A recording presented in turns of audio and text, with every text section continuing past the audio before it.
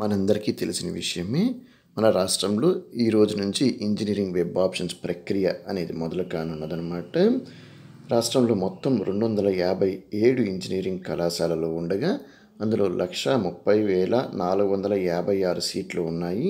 Convener quota కింద 92,882 సీట్లు ఉన్నాయి. మేనేజ్మెంట్ కోటా కింద 37,574 సీట్లు ఉండగా అందులో యూనివర్సిటీలలో 5,212 సీట్లు ఉన్నాయి. యూనివర్సిటీలో ఉన్న అన్ని సీట్లు కూడాను కన్వీనర్ కోటా కిందనే వస్తాయి అన్నమాట.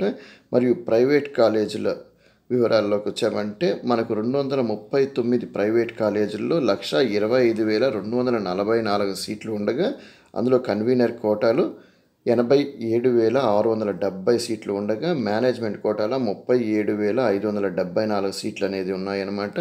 మనకు ఇప్పటి వరకు ఎంసెట్ వెబ్ ఆప్షన్స్కి అప్లై చేసుకున్న విద్యార్థుల సంఖ్య 90,000 కన్నా తక్కువే ఉన్నాయి. అందులో చాలామంది విద్యార్థులు ఈ డిలే వల్ల కూడాను ఇతర రాష్ట్రాల్లో ఇతర కాలేజీల్లో ఎక్కడో వెళ్ళి చేరిపోయారనమాట. మనకు కంప్యూటర్ సైన్స్ విభాగంలో మన రాష్ట్రంలో 43,006 సీట్లు ఉండగా ఈసీఈ విభాగంలో 31,154 సీట్లు అనేది ఉన్నాయన్నమాట.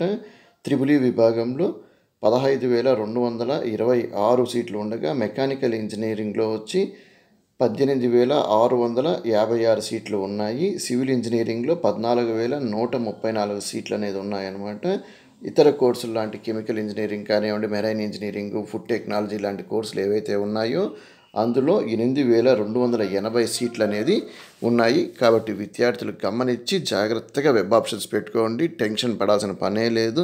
మనకు ఆల్మోస్ట్ 2:1 రేషియోలో అంటే ప్రతి 2 సీట్లకి ఒక స్టూడెంట్ మాత్రమే ఉన్నారు ఈ సంవత్సరం. కాబట్టి మీకు అందరికీ మీరు అనుకున్న కాలేజీల్లో సీట్లు వచ్చే అవకాశం అనేది ఉందన్నమాట. కాబట్టి విద్యార్థులు టెన్షన్ పడాల్సిన అవసరం ఏమీ లేదు. వాళ్ళకి మంచి భవిష్యత్తు ఉంటుందని ఆశిస్తున్నాము. మీకు ఈ వీడియో కింద మా టెలిగ్రామ్ గ్రూప్ ఒక డిస్క్రిప్షన్ అనేది ఇస్తున్నాను. మీకు ఇంకేదైనా అనుమానాలు ఉన్నా కానీ మీరు మమ్మల్ని నేరుగా అడగచ్చు అన్నమాట. So thanks for watching Samarth Bharat educational channel.